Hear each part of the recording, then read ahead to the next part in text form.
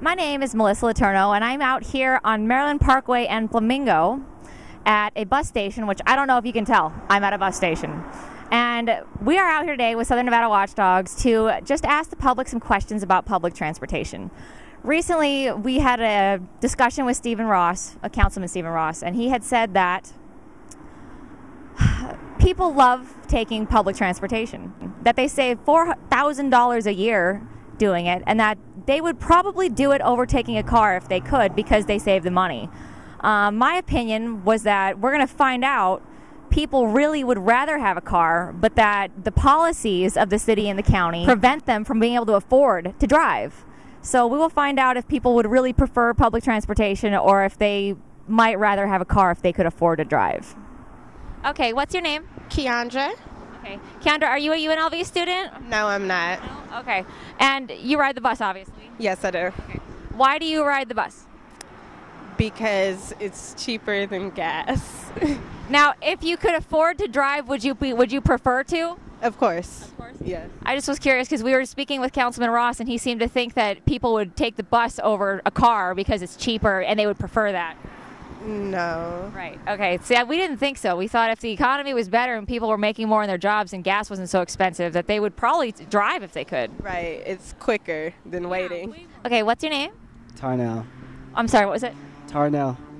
Okay, Tarnell. Are you a UNLV student or anything by any chance, or just? Okay, just graduated high school. So, how do you feel about riding the bus? Why do you ride? I mean, it's okay, and it's just a way of transportation. I mean,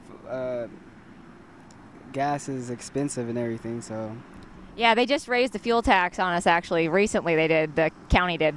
So, but if it wasn't so expensive, you would prefer to drive, would you? Of course, yes.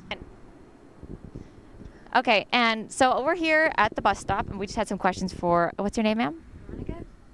Mm-hmm. Okay. Veronica, how do you feel about riding the bus? I don't mind it. It's better than walking, especially during the summer. Do you have like a family, or do you live, do you have to buy groceries for a lot of people, or? Yeah, I run a lot of errands, so I pretty much bus it. And, if I miss the bus, then I got to walk, so I'd rather take the bus.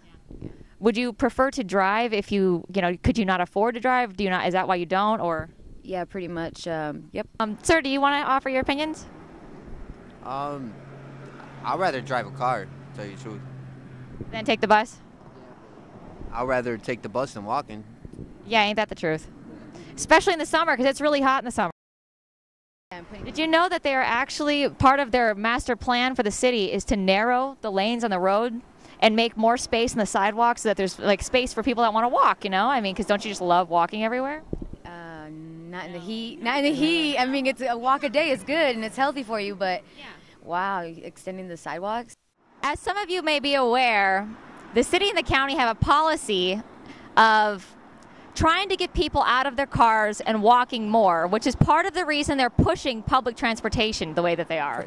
It's pretty interesting, Denise. City leaders are looking to make the east side what they're calling more walkable. So that includes revamping crosswalks, sidewalks, and also bringing in businesses that you can get to without a car. In the audience here today, okay. What I don't want to see us do, and I don't think I saw that here, is as we look at trying to make sure we get more people out of their cars, and that's for a whole nother debate, that we aren't just adding lanes. They feel that driving is really bad for our environment. Now, whether or not it is good or bad, I don't particularly like breathing in pollution myself. Car emissions are really not an overwhelming majority or overwhelming problem for the environment, because 80% at least of your car emissions are carbon dioxide. Okay. And that if you actually have an environment where you pump carbon dioxide into it with plants, they will grow up to 3 to 4 times faster. To congest the roads, essentially, is what it'll end up doing. And it'll encourage people to walk if they have somewhere close to go, because then it's too much of a hassle to get in my car. Well, is there a lot of overweight people out here, or what is that for? Like just for...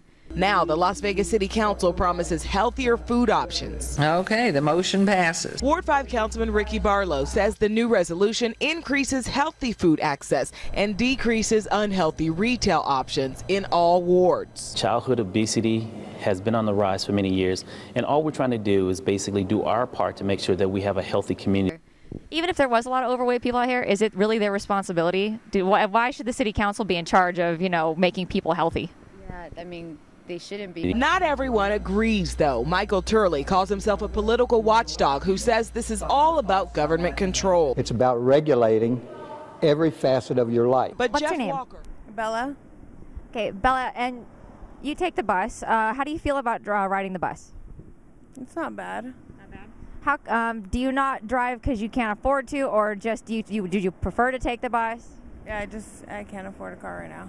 Okay. We were speaking with Councilman Steve Ross, and he seemed to think that people would prefer to take the bus over drive a car. Do you? No. No. No.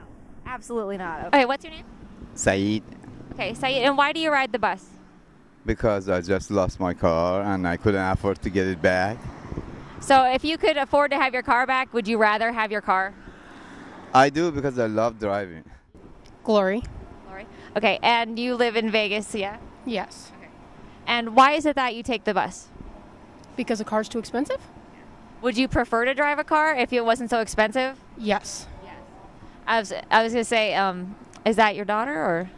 Okay. And so you probably have to go to the store with her or go buy groceries. I mean, it would be much easier if you had a car, wouldn't it? Much easier. We actually spoke with Councilman Ross, and he says that, people would prefer to ride the bus over drive a car. Wrong. What is your name? My name is Greg Clark. All right, Greg. So I heard that you are a frequent bus rider. Is that correct? Yes. How do you feel about public transportation? I believe it's in poor quality here in Las Vegas. Now, why is it that you ride the bus? I don't have a car, and it's better for the environment and to help save on traffic, for the community. So if you could afford a car, I'm assuming you can't afford a car. Is that true or no? No. No, that you can't, or no, that you could? No, I can't afford a car right now. If you could afford a car, would you prefer to have a car? Yeah, probably. I mean, because, it would be, for people who've got a family of 4 and they got to go feed them, I mean, can you imagine walking to the grocery store or riding the bus, trying to get your groceries home? Yeah, I mean, it's easier for me because I'm a single person, so it's just have to go to the store for myself. It's not like I'm having to bring home a huge meal for families every day, so. So now, where do you live? What area of town do you live in? I live on the far northeast side of town, Lake Mead Hollywood is my cross streets. Okay. So we were talking to, Councilman Steve Ross, and he lives way out in the Northwest, and he says that it takes him about 15, 20 minutes to hop on a bus and get down to City Hall. Now, do you think that that's plausible, or? Oh, yeah, they have a fancy express CX route that conveniently goes from Summerlin to the central part of town. We don't have something like that on the part of town that I live in, the lower socioeconomic class part of town, And here we are today, a project that's going to take advantage of that stimulus package, put people to work, provide a great amenity to the residents of the Northwest, and it's needed. It has to happen. For a growing city like ours, even though we're in a bad economy, we're going to continue to grow. Yeah, well, they have this back to the Centennial Hills Express bus, that route that goes from Summerlin. It goes to the bus station at UNLV, and this bus station. $3.5 million was spent on this bus station, and the only bus that goes there is that bus. And, it only services the rich people in town. There's only about 5 people or so max that get on that bus at my school that I see. And there's no other buses that go there. There needs to be more buses coming from other parts of town that go to that bus station to make it worthwhile when that much money was spent on it. Are you a UNLV student? Yeah, yes. Yeah. Is it really worth the millions upon millions and billions that we are spending and taxing in order to input this green agenda that they have, which is completely selective? They completely overlook the idea of Fukushima. They don't really care about nuclear power. They're not concerned about genetically modified foods. They're not concerned about chemicals that are being sprayed into our atmosphere,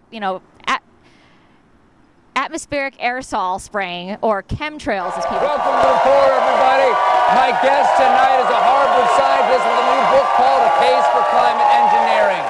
Will we save the planet? Because all the people, all the Chicken Littles out there are saying that the planet is warming up. You don't believe that, do you? I totally believe it. It is warming up, and I've been thinking about, along with many other people, ways to stop it. Okay, does it involve me using one of those little pigtail light bulbs? That is a useful thing to do, and I have those in my house, but I'm thinking about something else. Okay, good. What's the other thing? Because I'd like to do anything other than that. Exactly. Okay, so what do we do? So the other thing is horrifying. It is that you could actually spray sulfuric acid in the stratosphere 20 kilometers over our head and use that to stop the planet warming up. And ugly tech things. Maybe it's happening already. You ever look at those planes up there? They have contrails behind them. Maybe all those planes with the contrails, maybe they're actually spraying chemicals into the atmosphere right now, and Uncle Sam isn't telling us. Seems extremely unlikely. That the United States is not telling something to its citizens? That seems extremely likely to me. Read the newspaper. I think they might have your idea already. Dr. Mister, thank you so much. We have all these things in our environment that are a real and obvious threat that we can test, that we can see, that we know it's in the water, we know it's in the food, and it's undoubtedly hurting our genetic code as human beings. And yet we're concerned about carbon dioxide, which plants require to breathe. Does that really make sense to you?